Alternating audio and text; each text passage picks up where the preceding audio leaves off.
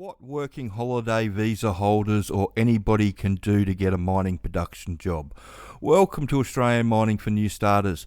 And one of the big questions we get asked lately is from overseas workers what they can do to get a production mining job. So if you have a look at it and you go into it, you're allowed to do your 6 months and then extend out if you qualify like that.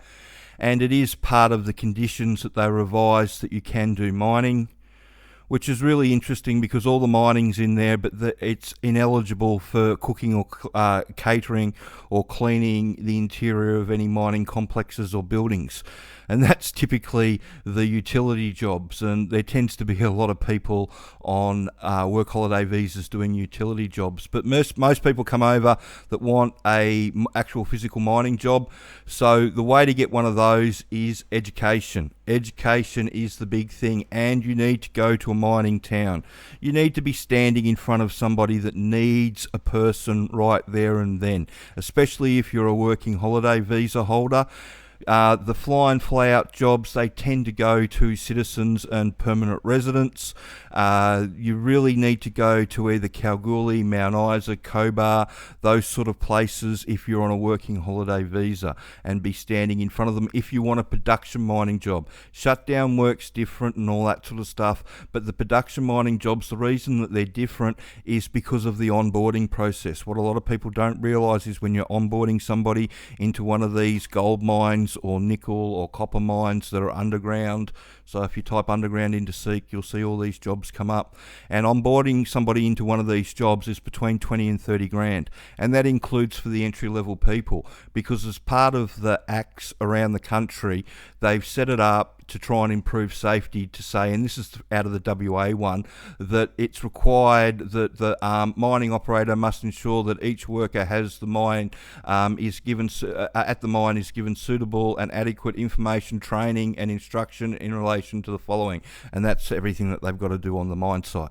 And so that's why when they're onboarding somebody onto site, it normally takes between 2 to 3 weeks of inductions and equipment tickets and procedures and all that sort of stuff. And most companies burn between 20 and 30 grand doing that. And then if you've got to teach that green person how the mine works from there, it can take another 2 or 3 months for that person to find their feet, and they turn over a lot of new starters. The solution and the way around that is to be able to stand in front of the foreman or the project manager or whoever's going to give you the job and actually be able to talk about what a truck driver does or what a nipper does or what an offsider does. And the way you do that is through the sponsors training, the DIY package or the work ready package if you want some help. But it's all in here. It teaches you everything that they want you to know. If you click on this, it opens up a PDF.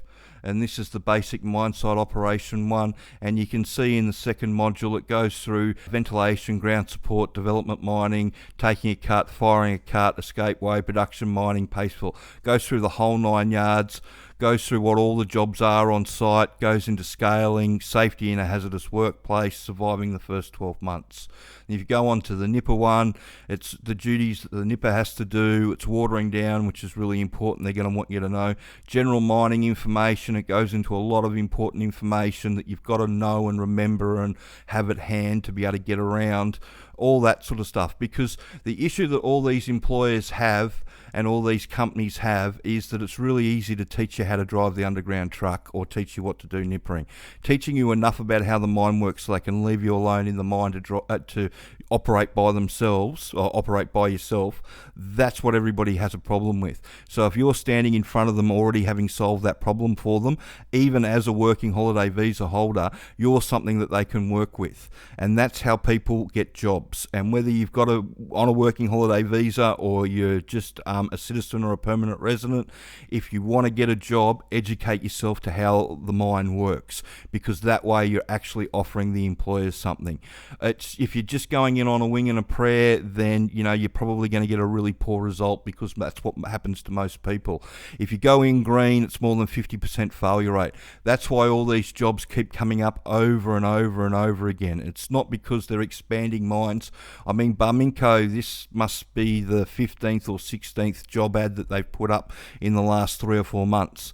It's just, it's there every week or every second week, just because they just pour through people that don't know what they're getting themselves into.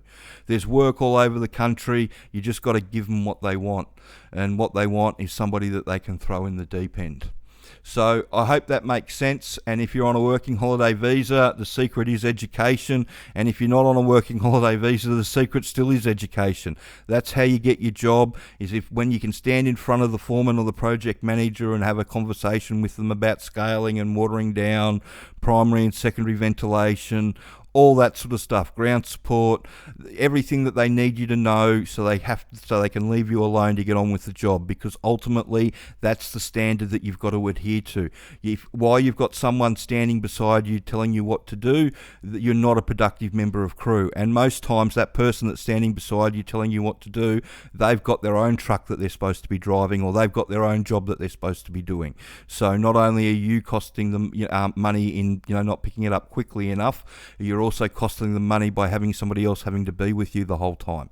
So just understand that education, to know how it all works so you can talk to them. When you can do that, it just makes it so much easier. We've had a lot of people over the years get jobs in car parks, get jobs over the front counter at the mine site. We've even had a few people get jobs in bars, just because they are able to talk to people about how the mine actually works. Had a lot of people get jobs the normal way as well, but it just shows you that if you get to the area, so if you're going to relocate yourself to one of these mining towns and you go in and you don't know what's going on, chances are you're going to have a bad experience. But if you do go in knowing what's going on, then you put yourself in the best position to get the best result possible, which is a job. So I hope you found that information helpful. If you're coming in from overseas, education's the key. There's full instructions on how to redo your resume and everything like that in the back of this training here, so you can do that in the Australian Mining Seminar. So you can do that and set yourself up so when on your arrival you can start sending your resume out. But that's the key, is education. And if you've got any questions or you want to talk to me further, please leave your details in the links below. And if you could share this information around and like and subscribe to the channel. Thanks.